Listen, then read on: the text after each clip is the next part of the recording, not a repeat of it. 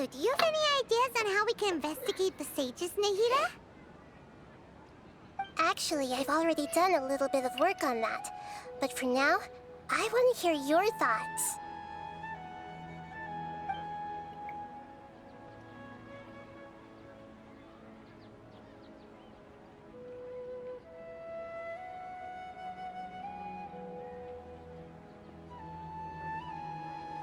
Interesting. I'm gonna go with either option. I've already tried that. But all the key members of the Academia, even the core 30 guards, intentionally avoid wearing their Akasha terminals. It seems that from the very beginning, they've been guarding against info leaks from the Akasha. Of course, it could also be because they're wary of me. Have you already caught the sage's attention?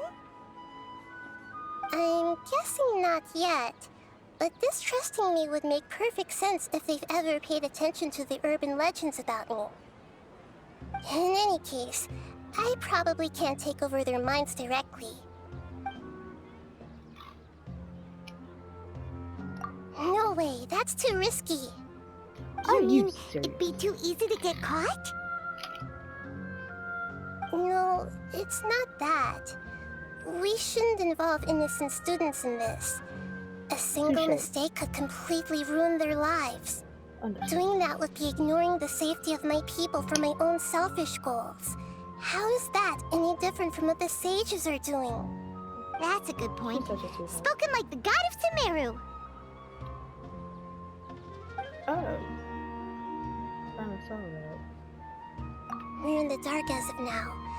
Since we still don't know anything about their goals, any rash move could tip them off and lead to terrible consequences. After all, every person in Sumeru City is one of their hostages.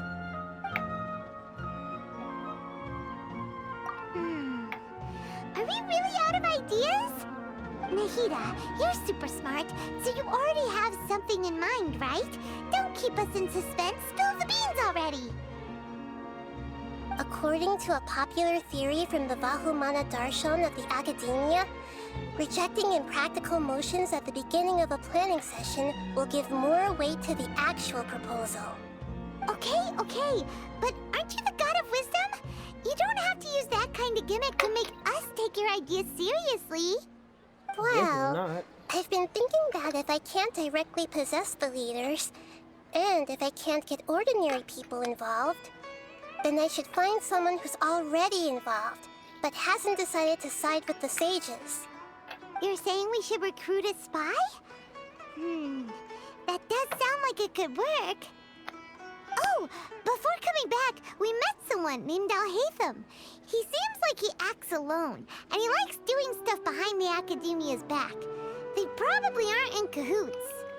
Actually, I already have someone in mind.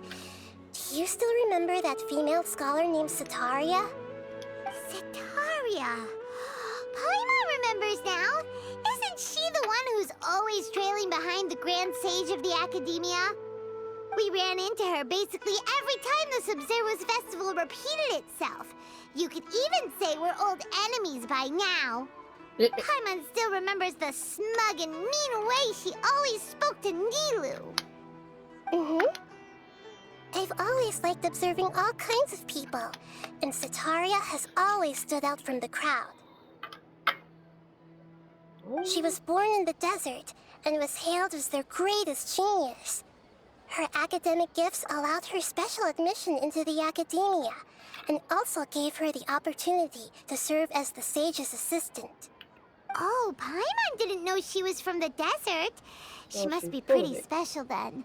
Paimon feels like most of the desert dwellers around the city are working as mercenaries.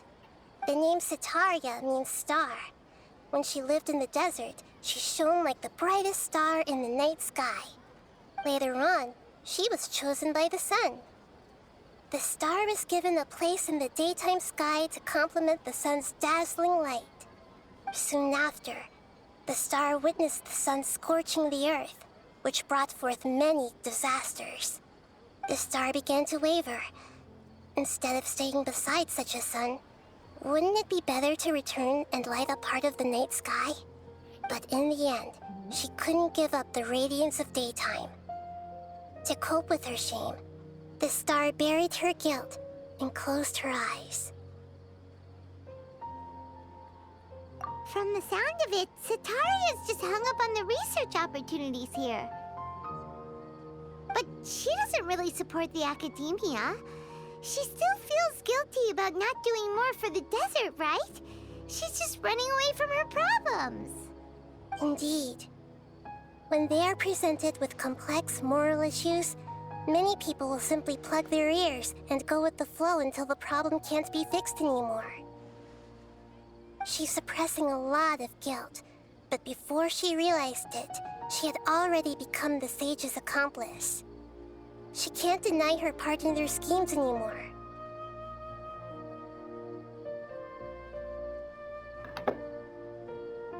Right. We must somehow make her face her problems again. That way, not only can we get useful intel from her, but she can also use it as an opportunity to redeem herself. From my past observations, Sataria will take a day off from the academia every 10 days to do some shopping in the city. Tomorrow afternoon just happens to be a shopping day for her. That'll be our chance. To prepare, let's go check out some of her favorite spots and have a quick chat with a few of the vendors there.